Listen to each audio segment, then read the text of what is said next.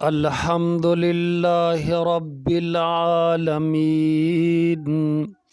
والصلاة والسلام علی سید المرسلین وعلی آلہ وصحبہ اجمعین۔ محترم ناظرین، السلام علیکم ورحمۃ اللہ وبرکاتہ۔ ملاحظہ فرمائیے گا قصہ حضرت سیدنا صالح علیہ السلام کا پارٹ 2، قوم سمود کی طرف سے معجزے کا مطالبہ اور اس کی بے حرمتی۔ حضرت صالح علیہ السلام نے قوم کو دعوت حق دی، لیکن وہ انکار پر ہی مصر رہے، بلکہ آپ کو جادو زدہ کہا اور یہ بھی کہا کہ اگر آپ اللہ تعالیٰ کے سچے رسول ہیں تو کوئی معجزہ یا نشانی پیش کریں۔ اللہ تعالیٰ نے ان کے اس مطالبے کا قرآن مجید میں یوں ذکر کیا ہے: قالوا انما انت من المسحرین ما انت الا بشر مثلنا فأت بآیۃ ان کنت من الصادقین قال هذه ناقۃ لها شرب ولکم شرب یوم معلوم ولا تمسوها بسوء فیأخذکم عذاب یوم عظیم ولا تمسوها بسوء فيأخذكم عذاب يوم عظيم فعقروها فأصبحوا نادمين فأخذهم العذاب إن في ذلك لآية وما كان أكثرهم مؤمنين۔ وہ قوم سمود کہنے لگے: تم جادو زدہ ہو، تم اور کچھ نہیں ہماری طرح کے آدمی ہو، سو اگر سچے ہو تو کوئی نشانی پیش کرو۔ صالح علیہ السلام نے کہا: دیکھو، یہ اونٹنی ہے، ایک دن اس کے پینے کی باری ہے اور ایک معین روز تمہاری باری ہے، اور اس کو کوئی تکلیف نہ دینا، نہیں تو تم کو سخت عذاب آ پکڑے گا۔ مگر انہوں نے اس کی کونچیں کاٹ ڈالیں، آخر کار پچھتاتے رہ گئے، پس ان کو عذاب نے آن پکڑا۔ بے شک اس میں ایک نشانی ہے اور ان میں سے اکثر ایمان لانے والے نہیں تھے۔ انما انت من المسحرین، یعنی آپ پر جادو کر دیا گیا ہے، جس کی وجہ سے آپ کو معلوم ہی نہیں کہ آپ کیا کیا کہتے رہتے ہیں، یعنی توحید کو اختیار کرنے اور شرک چھوڑنے کی دعوت آپ عقل و شعور کے ساتھ نہیں دے رہے۔ اکثر علماء نے المسحرین کا یہی مطلب بیان کیا ہے کہ اس سے مراد مسحور یعنی جادو سے متاثر ہے۔ اس لفظ کو مسحرین بھی پڑھا گیا ہے، جس کا مطلب یہ ہے کہ آپ اپنے دوست جن کے ذریعے سے لوگوں کو متاثر کرتے ہیں، یعنی آپ جادوگر ہیں۔ پہلی رائے زیادہ مضبوط ہے، کیونکہ اس کے بعد ان لوگوں نے کہا: ما انت الا بشر مثلنا، آپ تو ہم جیسے انسان ہیں۔ سورہ قمر میں ارشاد باری تعالی ہے: انا مرسل الناقۃ فتنۃ لہم فارتقبہم واصطبر ونبئہم ان الماء قسمۃ بینہم کل شرب محتضر۔ اے صالح، ہم ان کی آزمائش کے لیے اونٹنی بھیجنے والے ہیں، سو تم ان کو دیکھتے رہو اور صبر کرو، اور ان کو آگاہ کر دو کہ ان میں پانی کی باری مقرر کر دی گئی ہے، ہر باری والے کو اپنی باری پر آنا چاہیے۔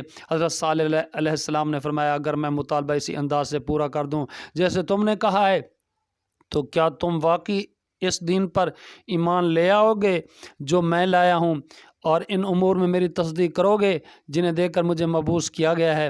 انہوں نے کہا: ہاں، ہم تجھ پر ایمان لائیں گے اور تیری باتوں کی تصدیق کریں گے۔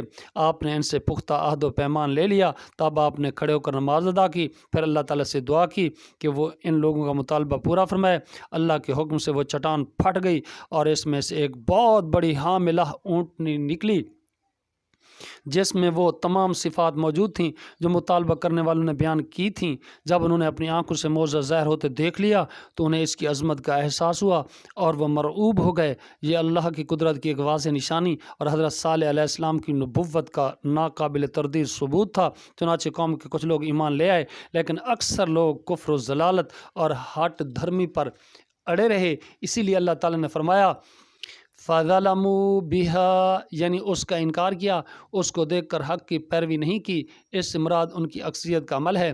وہ اونٹنی ان میں موجود رہی ان کے علاقے میں جہاں سے چاہتی چرتی، اور جب کنویں پر پانی پینے جاتی تو کنویں کا سارا پانی پی لیتی۔ چنانچہ لوگ اپنی باری والے دن اگلے دن کے لیے بھی پانی بھر لیتے تھے۔ وہ لوگ اس کا دودھ پیتے اور سب کے لیے کافی ہو جاتا۔ اس لیے آپ نے ان سے فرمایا ایک دن اس کی پینے کی باری ہے اور ایک معین روز تمہاری باری ہے۔ ارشاد باری تعالی ہے انا مرسل الناقۃ فتنۃ لہم، ہم اونٹنی ان کے لیے آزمائش بنا کر بھیجنے والے ہیں۔ آزمائش اس لحاظ سے تھی کیا وہ اتنا بڑا معجزہ دیکھ کر بھی ایمان لاتے ہیں یا نہیں۔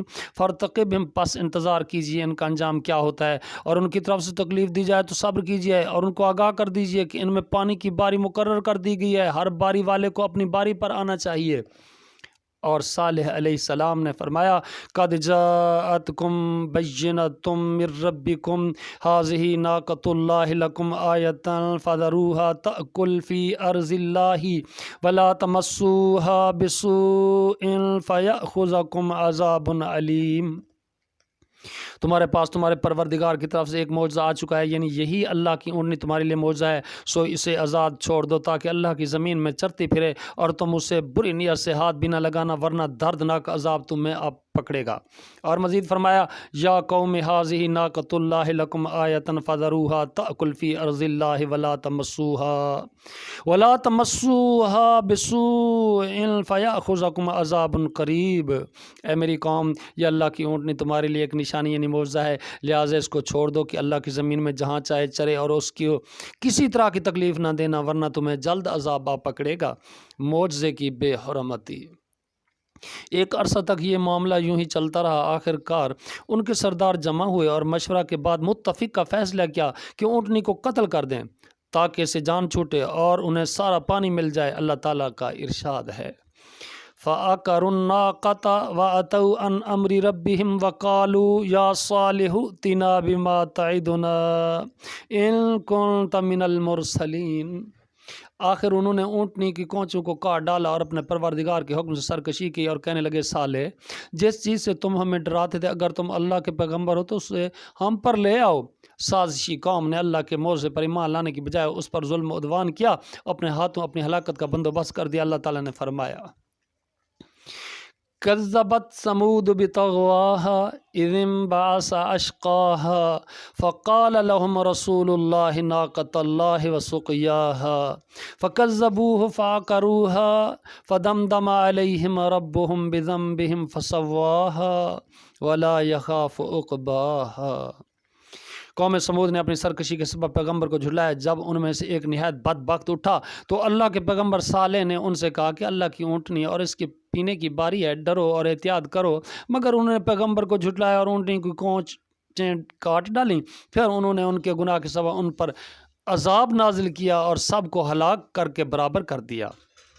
پھر اللہ نے ان کے گناہ کے سبب ان پر عذاب نازل کیا اور سب کو ہلاک کر کے برابر کر دیا، اور اس کو ان سے بدلہ لینے کا کچھ بھی ڈر نہیں۔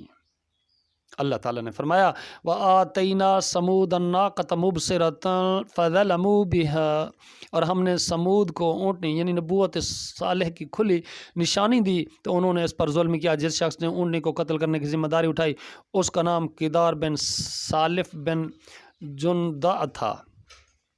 وہ سرخ فام اور نیلی آنکھوں والا تھا۔ یہ بھی کہا جاتا ہے کہ وہ سالف کی بیوی ہے۔ سیبان کے ناجائز تعلقات کے نتیجے میں پیدا ہوا۔ اس نے سب لوگوں کے متفقہ فیصلے کے نتیجے میں اونٹنی کو قتل کیا، اسی لیے اس کام کی نسبت ان سب کی طرف کی گئی۔ امام ابن جریر رحمہ اللہ اور دیگر مفسرین کا بیان ہے کہ قوم سمود میں دو عورتیں تھیں۔ ایک کا نام صدوق بن محیا بن زہیر بن مختار تھا جو مالدار اور اونچے خاندان کی عورت تھی۔ اس نے قبیلہ اسلم کے ایک آدمی سے نکاح کیا لیکن پھر طلاق لے لی۔ اس نے اپنے چچا زاد مصدع بن مہرج بن محیا کو بلا کر کہا اگر تم اونٹنی کو قتل کر دو تو میں تم سے شادی کر لوں گی۔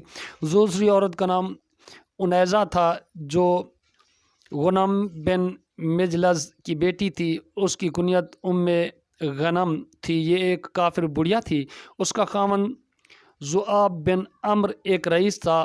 اس عورت نے کیدار بن سالف سے کہا یہ میری 4 بیٹیاں ہیں، اگر تم اونٹنی کو قتل کر دو تو جس لڑکی سے چاہو گے میں شادی کر لوں گی۔ چنانچہ یہ دونوں جوان اس کام کے لیے کمر بستہ ہو گئے اور قوم کے اور افراد کو بھی ترغیب دی۔ یوں مزید 7 افراد ان کے ساتھ آ ملے اور یہ کل 9 افراد ہو گئے۔ درج ذیل آیت مبارکہ میں انہی کا ذکر ہے۔ ارشاد باری تعالی ہے وَكَانَ فِي الْمَدِينَةِ تِسْعَةُ رَهْطٍ يُفْسِدُونَ فِي الْأَرْضِ وَلَا يُصْلِحُونَ، اور شہر میں 9 شخص تھے جو ملک میں فساد کیا کرتے تھے اور اصلاح سے کام نہیں لیتے تھے۔ انہوں نے باقی قبیلوں کو بھی ساتھ ملانے کی کوشش کی تو لوگوں نے تائید کی۔ وہ اونٹنی کو قتل کرنے کے لیے گھات میں بیٹھ گئے۔ جب وہ پانی پی کر واپس آئی تو مزدہ نے جو چھپ کر بیٹھا ہوا تھا اس پر تیر چلا دیا، جو اس کی پنڈلی کی ہڈی میں پیوست ہو گیا۔ انیزہ اور اس کی بیٹیاں بھی کیدار کی حوصلہ افزائی کرنے کے لیے آ گئیں اور انہیں جوش دلانے کے لیے اپنے چہروں سے نقاب الٹ دیے۔ کیدار بن سالف نے جلدی سے اونٹنی پر تلوار سے حملہ کیا اور اس کی کونچیں کاٹ دیں۔ وہ زمین پر گر پڑی اور زور سے آواز نکالی جس سے اس کا بچہ چوکنا ہو گیا اور دور پہاڑ پر چلا گیا اور 3 بار بلبلایا۔ کیدار نے اونٹنی کے گلے پر نیزہ مار کر اسے قتل کر دیا۔ قرآن مجید میں اس کا ذکر ان الفاظ سے کیا ہے فَنَادَوْا صَاحِبَهُمْ فَتَعَاطَىٰ فَعَقَرَ فَكَيْفَ كَانَ عَذَابِي وَنُذُرِ۔ اللہ پاک مجھے صحیح پڑھنے کی توفیق بخشے۔ دوبارہ پڑھتا ہوں فَنَادَوْا صَاحِبَهُمْ فَتَعَاطَىٰ فَعَقَرَ فَكَيْفَ كَانَ عَذَابِي وَنُذُرِ۔ پھر ان لوگوں نے اپنے رفیق کو بلایا تو اس نے اونٹنی کو پکڑ کر اس کی کونچیں کاٹ ڈالیں، سو دیکھ لو میرا عذاب اور ڈرانا کیسا ہوا۔ حضرت عبداللہ بن زمع رضی اللہ عنہ سے روایت ہے کہ رسول اللہ صلی اللہ علیہ وسلم نے خطبہ کے دوران میں اونٹنی کا اور اسے قتل کرنے والے کا ذکر فرمایا اسے قتل کرنے کے لیے ایک دلیر سردار اٹھا جس کی بات مانی جاتی تھی، جیسے قریش میں ابو زامہ ہے۔ حضرت عمار بن یاسر رضی اللہ عنہما سے روایت ہے کہ رسول اللہ صلی اللہ علیہ وسلم نے حضرت علی سے فرمایا رضی اللہ عنہ، کیا میں تجھے نہ بتاؤں کہ سب سے زیادہ بدبخت کون ہے؟ انہوں نے کہا جی ہاں فرمائیے۔ نبی علیہ السلام نے فرمایا 2 شخص ہیں، ایک تو سمود کا سرخ فام آدمی جس نے اونٹنی کو قتل کیا تھا، اور ایک وہ جو تجھے اے علی اس جگہ یعنی سر پر ضرب لگائے گا جس سے یہ یعنی داڑھی تر ہو جائے گی۔ اللہ اکبر۔ اللہ تعالیٰ نے فرمایا فَعَقَرُوا النَّاقَةَ وَأَتَوْا عَنْ أَمْرِ رَبِّهِمْ فَقَالُوا يَا صَالِحُ ائْتِنَا بِمَا تَعِدُنَا إِن كُنتَ مِنَ الْمُرْسَلِينَ۔ آخر انہوں نے اونٹنی کی کونچوں کو کاٹ ڈالا اور اپنے پروردگار کے حکم سے سرکشی کی اور کہنے لگے صالح، جس چیز سے تم ہمیں ڈراتے ہو اگر تم اللہ کے پیغمبر ہو تو اسے ہم پر لے آؤ۔ ان کے اس قول میں کئی انداز سے کفر کا واضح اظہار ہے۔ انہوں نے موقت طور پر ممنوع کام کا ارتکاب کر کے اللہ اور اس کے رسول صلی اللہ علیہ وسلم کی اور اس کے رسول علیہ السلام کی مخالفت کی، یعنی اس اونٹنی کو ہلاک کیا جسے اللہ تعالیٰ نے ان کے لیے آیت نشانی یعنی معجزہ قرار دیا۔ انہوں نے ایسا کام کیا جس سے عذاب جلدی آ جائے، لہٰذا وہ 2 وجہ سے اس کے مستحق ہو گئے تھے۔ ایک اس لیے کہ اللہ تعالیٰ نے عذاب کی یہ شرط بیان فرمائی تھی کہ اس کو کسی طرح کی تکلیف نہ دینا ورنہ تمہیں جلد عذاب آ پکڑے گا۔ دوسری وجہ یہ ہے کہ انہوں نے عذاب کے جلد آ جانے کا مطالبہ کیا۔ کفر کی تیسری وجہ یہ ہے کہ انہوں نے اس رسول کی تکذیب کی جس کی نبوت اور سچائی کا ناقابل تردید ثبوت موجود تھا اور انہیں اس کا پوری طرح علم اور یقین تھا، لیکن کفر، ضلالت اور فساد نے انہیں مجبور کر دیا کہ وہ حق کو ناقابل فہم قرار دیں اور اسی طرح ان پر عذاب نازل ہو جائے۔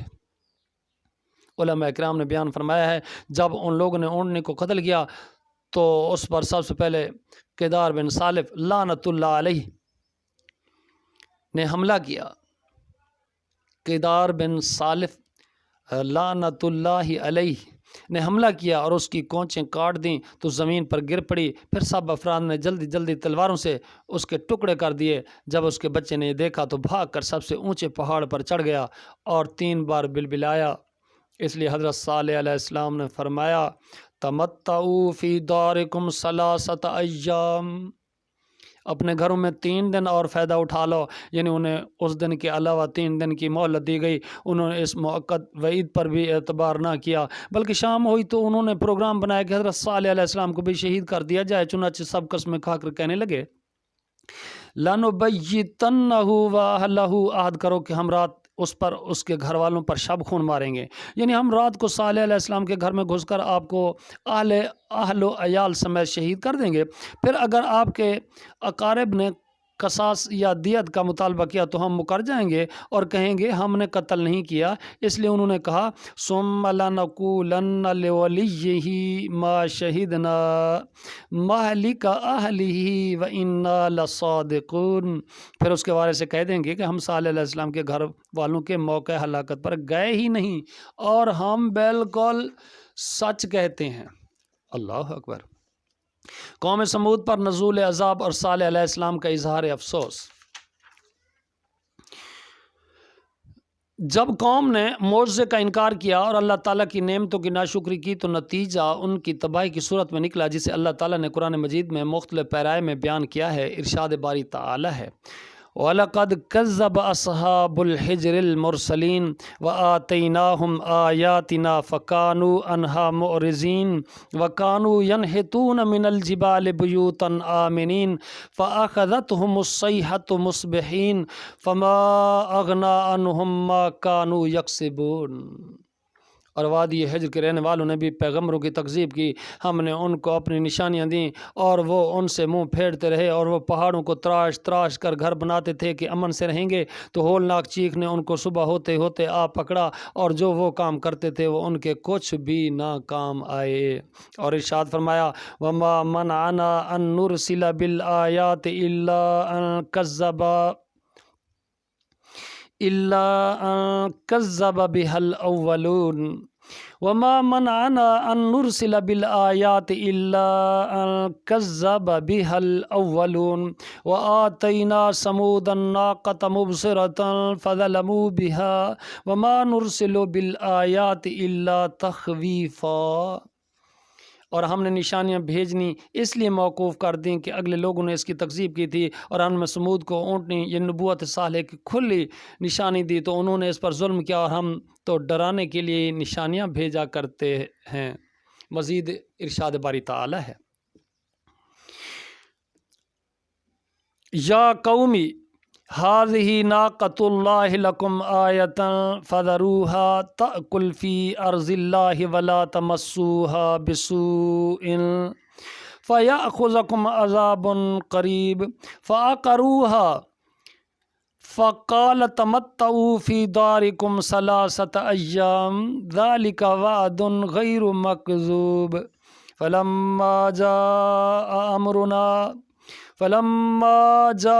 أمرنا نجينا صالحا والذين آمنوا معه برحمة منا ومن خزي يومئذ إن ربك هو القوي العزيز وأخذ الذين ظلموا الصيحة فأصبحوا في ديارهم جاثمين كأن لم يغنوا فيها ألا إن ثمود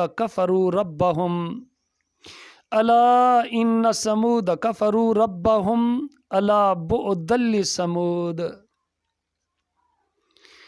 اے میری قوم، یہ اللہ کی اونٹنی تمہارے لیے ایک نشانی یعنی معجزہ ہے، لہٰذا اس کو چھوڑ دو تاکہ اللہ کی زمین میں جہاں چاہے چرے، اور اس کو کسی طرح کی تکلیف نہ دینا ورنہ تمہیں جلد عذاب آ پکڑے گا۔ مگر انہوں نے اس کی کونچیں کاٹ ڈالیں تو صالح علیہ السلام نے کہا اپنے گھروں میں 3 دن اور فائدے اٹھا لو، یہ عذاب کا وعدہ ہے، جھوٹا نہ ہوگا۔ سو جب ہمارا حکم آ گیا تو ہم نے صالح اور جو لوگ ان کے ساتھ ایمان لائے تھے ان کو اپنی مہربانی سے بچا لیا اور اس دن کی رسوائی سے محفوظ رکھا۔ بے شک تمہارا پروردگار طاقتور اور زبردست ہے، اور جن لوگوں نے ظلم کیا تھا ان کو ہولناک چیخ کی صورت میں عذاب نے آپ پکڑا، وہ اپنے گھروں میں اوندھے پڑے رہ گئے گویا کبھی ان میں بسے ہی نہ تھے۔ سن رکھو کہ سمود نے اپنے پروردگار سے کفر کیا، اور سن رکھو کہ سمود پر پھٹکار ہے۔